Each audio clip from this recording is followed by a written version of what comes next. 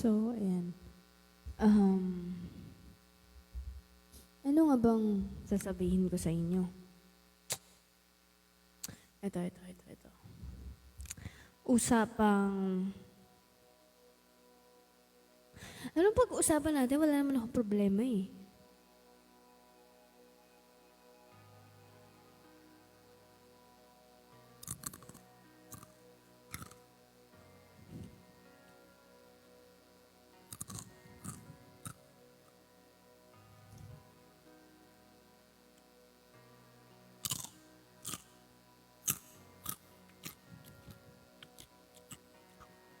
Ask question.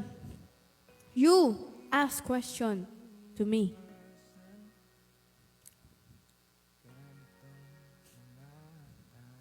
Bigyan niyo ako ng topic. Pag-uusapan natin yung mga topic na yun.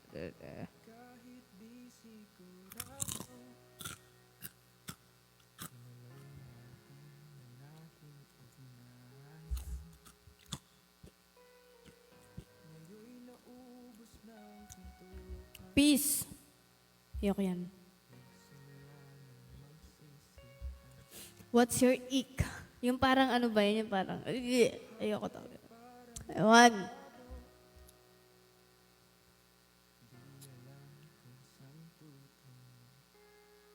Magsan muna ka ng giraffe.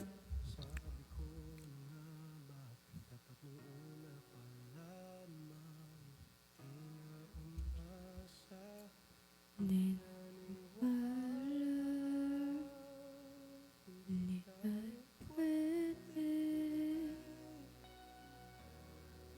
how to unlove person? Okay. Ito yung advice na ginawa ko. Ito yung ginawa ko sa sarili ko to unlove a person. Una sa lahat is acceptance na hindi na babalik yung tao na yun. Na hindi na mababalik kung ano man ang sa inyo dati. Hindi na mababalik yun eh. Pangalawa is to ako kasi, nung mga panahong nagmo-move on ako, ang iniisip ko is yung mga pangit na nagawa ng tao na yun. Kung paano ako pinahirapan, kung paano ako pinagmukhang tanga, kung paano ako nag-suffer. Kasi, yun yung magiging wake-up call ko, na tama na, ganun. So, to unlove a person, you need to balikan yung mga binigay nyo sa kanya na hindi nila na-appreciate. Parang, syempre, to move on, kailangan nyo isipin, bakit wag kayo bumalik? Ganon. Di ako babalik doon kasi sinasaktan niya ako. Di ako babalik doon kasi sinungaling siya. Di ako babalik doon kasi liar siya. Ganon. Ganon lang. Very easy. Yun lang. Alisin nyo yung sa utak nyo na kalimutan nyo muna yung magandang ginawa sa inyo. Kung gusto nyo talaga mag-move on, isipin nyo yung mga pangit na ginawa sa inyo. Hindi ba pride yun? Hindi. It's about realizing your worth. Kasi kung alam mo yung worth mo, hindi ka dapat ginanon eh. Alam mo dapat na, no? Hindi dapat ako pinagsinulingan eh. Hindi dapat ako niloko eh. Ganon, parang ganon. Yun yung magiging kasangga mo kasi. Diba? Parang ganon.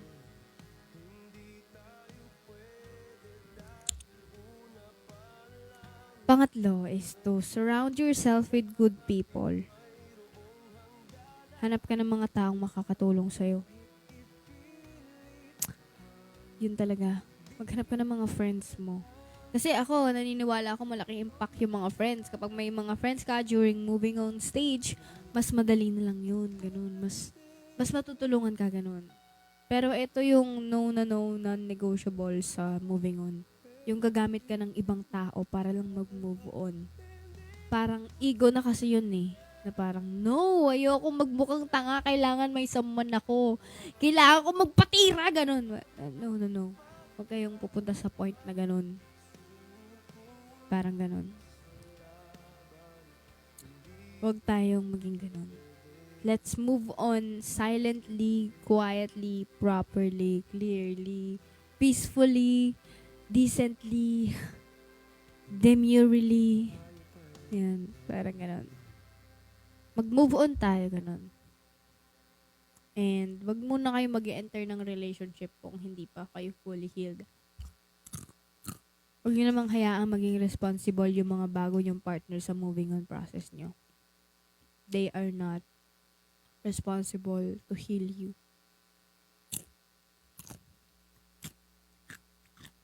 Ito ay tungkol sa tao na...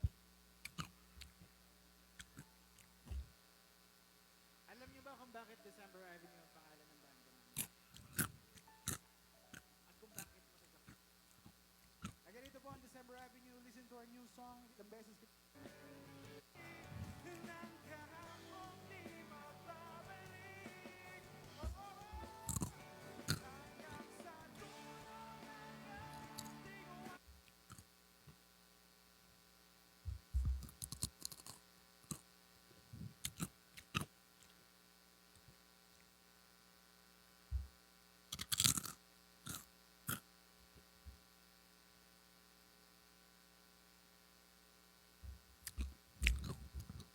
Anong favorite mo na flavor sa piatos? Sour cream. Sour cream. Sour cream.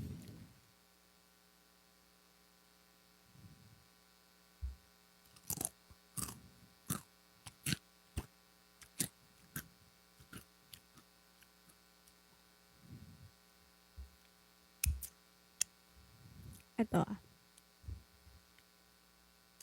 If you ever hear something bad about me, or if one day you will hear bad stories about me, I hope you understand that they earned that shit. Yeah. They earned that shit. You know me, mabait akong tao, pero kapag naging masama ako, may reason yan. So, yun lang.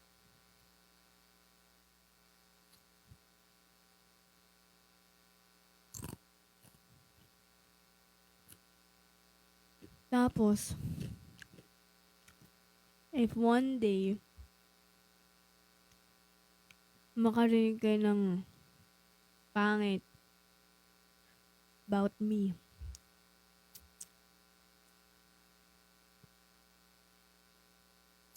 remember that at least once, hindi naman once, at least naging mabuti akong tao. Alam niyo naman yan.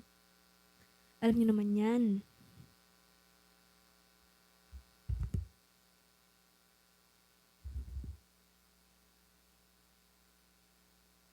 Aki,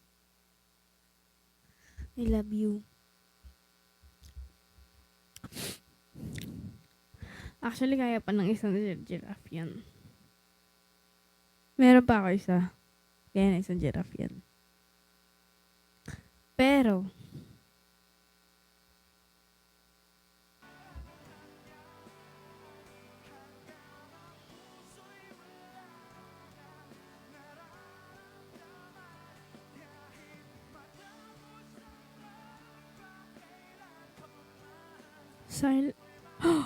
Akira! Oh my God! Thank you so much! Ah, isa pa ako, isa pa. But, last. Ay, isa pa ako, isa pa. Tato na. Nakaready na siya talaga eh, mamatay ka man.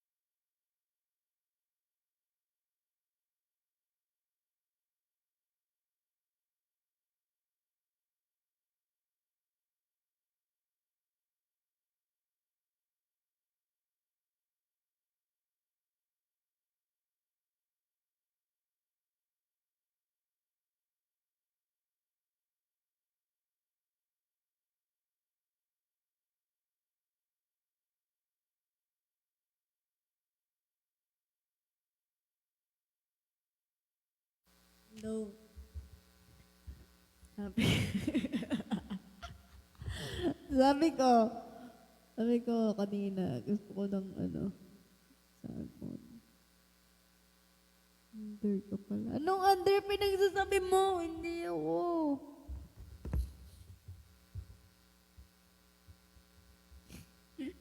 Labas kami dyan, pre.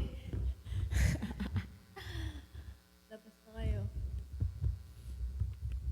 Isang case pa, pre. Hindi ako makakabili kasi, pre. Kasi yung, nandun pa.